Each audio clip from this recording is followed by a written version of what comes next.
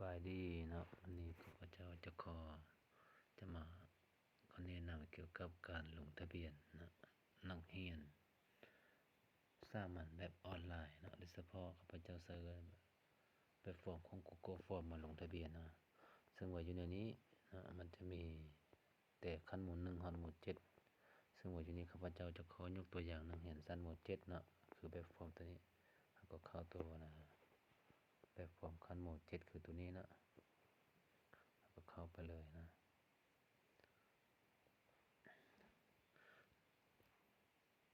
โอเคเวลาเราเข้าไปแล้วมันจะออกมาแบบนี้นะครับฟอร์มข้อมูลนะประวัติย่อนักเรียนขั้นหมวด7แล้วก็มีแต่ป้อนข้อมูลตามที่เขาเจ้าเอามานี่นะก็ป้อนคือชื่อก็ป้อนชื่อนี่ซะนะนามสกุล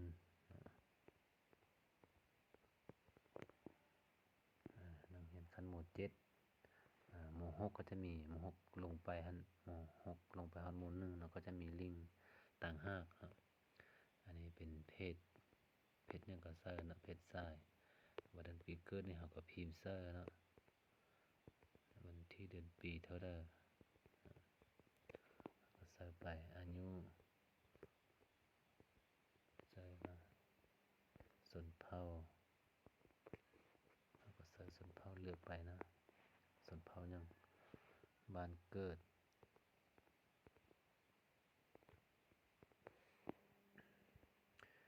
เมือง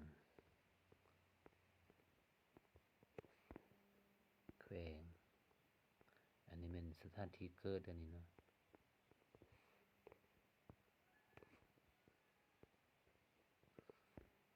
บัดนี้สถานที่อยู่ปัจจุบันอันนี้ก็บ้าน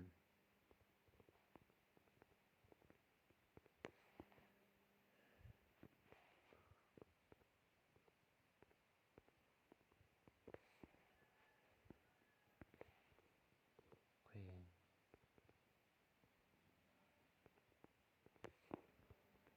บัดนี้มาจากโรงเรียนได้นะข้าพเจ้ายกตัวอย่างนี่ใส่เป็นมศศพเฮืองซะนะจากกลุ่มบ้านศพเฮืองชื่อพ่อนามสกุลพ่อบัดนี้ชื่ออาชีพพ่อนี่เป็นพนักงานนะหรือว่าสาวกสิกรนะแล้วก็เขียนใส่หั่นนะวันนี้ชื่อแม่เด้นามสกุลแม่นะก็ใส่ไปอาชีพกสิกรนะเบอร์โทรนี่เบอร์โทรผู้ปกครองนี่เราใส่เป็นเบอร์โทรพ่อหรือว่าแม่ก็ได้เนาะยกตัวอย่างอยู่นี่ข้าพเจ้าใส่นี่เนาะก็โอเคแล้วข้าพเจ้ายกตัวอย่างซื่อๆนี่เนาะเราใส่เบอร์โทรตัวจริงคั่นเซอร์เนาะสถานภาพของนักเรียนนี่